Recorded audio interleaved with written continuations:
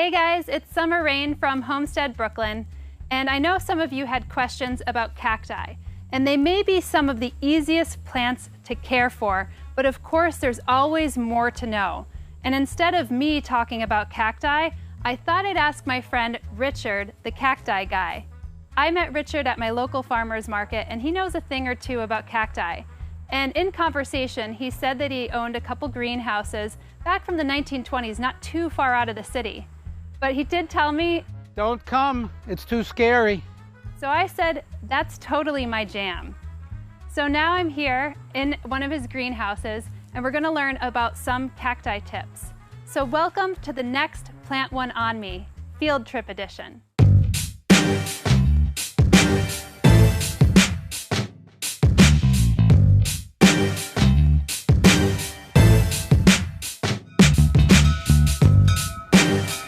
So I just got into Paoli and I'm waiting for Richard to pick us up, and we're gonna go head over to see his greenhouses.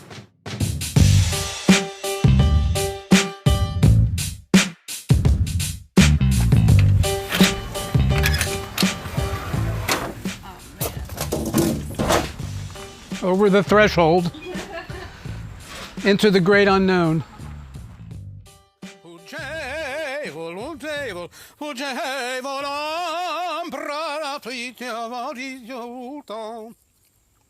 This is pretty sweet. So this all used to be roses, you said? 6-foot high rose bushes for long stem cut roses. You had to take all of those out. We had to rip out all the rose bushes and throw them all in a pile out back.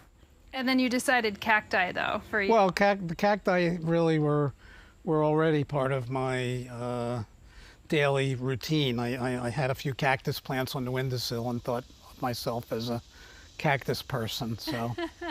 But that's a big step though, from like windowsill gardening all the way to greenhouse. Yeah, it was a step that an unrealistic, idealistic 28-year-old could only make. When I had a 100-foot greenhouse in Philadelphia, my next step from that was a 300-foot greenhouse. Nothing in between. There was no gradual evolution. So cool. Do you have any favorites here? They're all my favorites. They're all your I love favorites. them all. I love them all. Tiger jaws. Look at the tiger jaws. They bloom in the fall. Wow.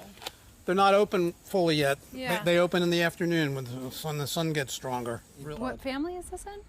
It's called it's Mesembryanthemum. Oh, is it really? It's a mesem. Wow. The genus is called Phocaria. Huh. Phocaria tigrina is the actual name for this variety. Huh. It just had these cute little teeth along the edge where it gets its name, tiger jaws.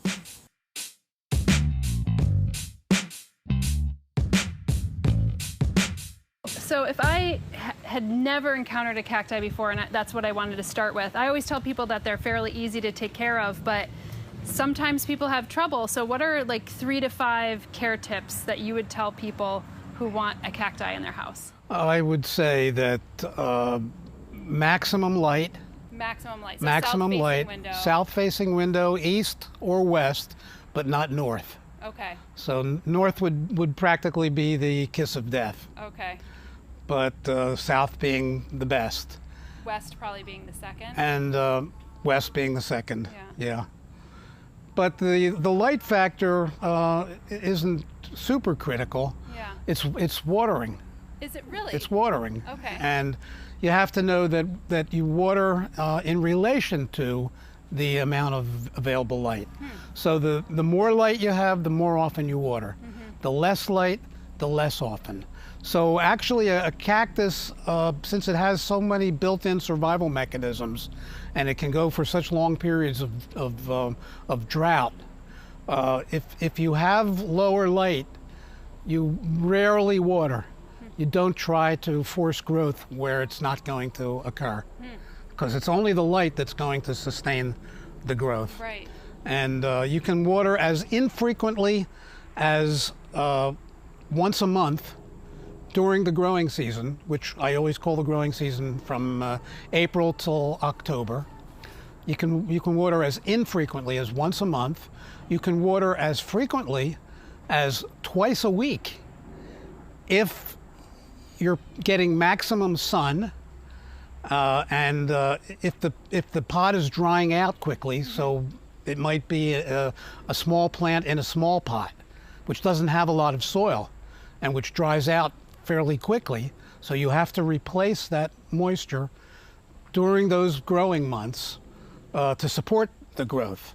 Now, if you don't want the plant to grow, you withhold the water, and the plant will just sit there. And then what it about, doesn't mean the plant will die. And then what about in the winter months? Now, the winter months, that's critical. Yeah. Because during the winter, that's when you want to withhold water completely. For a cactus, we're now speaking of cactus, not succulents. Okay. Even though a cactus is a succulent, yeah. but it's a highly specialized branch of the succulent plant family. So in the wintertime, the most important thing to keep in mind is no growth is going to occur during the winter. November to March? November to March, okay. Because the day length, the amount of available light is just not going to support any kind of growth. So you don't want to try to stimulate the plant, and therefore you withhold water completely. And the cactus plant is ideally suited to survive 5 months, those 5 months, without any visible or appreciable damage whatsoever. In fact, if it's a cactus plant that flowers when it's quite small, when it's still small, many cacti do start flowering, do reach maturity and flower when they are quite small. The only way to ensure that plant will flower in the spring or summer is to give it a complete dormancy, a complete rest, during which time the bud formation actually is taking place within the plant. And does it know to go dormant, or like what if you are giving it a tremendous amount of light, you know, maybe artificial light during the winter months? Well, if you're supplying artificial light, namely plant lights or fluorescent lights, and you're keeping them on 12 hours a day, 20 hours a day, around the clock, then in fact you are tricking the cactus into thinking that it is time to continue growing. So the cactus being on a biological clock that is strictly determined by day length, temperature does figure in there, but day length primarily, by giving it a continuous diet of light, you will trick the cactus into thinking that growth can be sustained as long as you supply sufficient temperature, like 60 degrees plus, and you're giving it light, you know, nearly around the clock, then the cactus will continue to grow. It may not grow robustly, but it will experience some growth. People have asked about fertilizing cacti. Is it necessary? I would say it's completely necessary to fertilize all plants during the growing season, because any of the growing media that plants are in, whether the plant comes from the greenhouse in a medium that it has been growing in for, let's say, 3 to 5 months typically, during that period of time, any of the nutrients that were in that soil, if there were any to begin with, have been completely used up. So in order to sustain any kind of healthy growth, it's incumbent on us to provide nutrition. And what's the best fertilizer that you would suggest for cacti? For cacti, I would suggest some fish-derived fertilizer, because it's low nitrogen. It's not going to overstimulate the cactus, try to force growth unnecessarily, and it's going to be derived from all natural sources. It's not going to be a petrochemical, and it's going to have micronutrients in it, trace minerals, some of which are just as important in the health of a plant as the basic 3 of nitrogen, phosphorus, and potassium. Yeah. So the NPK are important, but you try to get a more natural-based feed that contains trace elements, boron and copper and molybdenum and all of these. They're in very minute quantities, but it doesn't take much of them to trigger the kinds of responses that go on, and many of which are still not even fully understood. Awesome. Yeah. Yeah, and then do you, I know you are a Yiddish folk opera singer. Oh my God. Do you ever sing to your plants? Do I sing to my plants? I sing for myself, and if my plants happen to be there, they have to put up with it. Let's put it that way. Can you think of a song that a plant would like? Is there a Yiddish folk song in an ode to plants? Let's see. In dem Beis Hamikdash, in a winkel cheder, sitzt die Almone Bastion allein. Ihr ben Jochedl Yidelen, wiegt sie Keseder. Und singt ihm zum Schlafen a Liedele schein.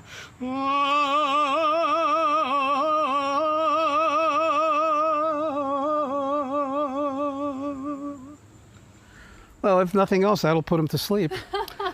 That's a Yiddish lullaby, so... Thank you, Richard. It's the wrong time of the day, but... That's perfect. If you want to check out Richard's cacti, then you should visit him every Saturday at the McCarran Park booth.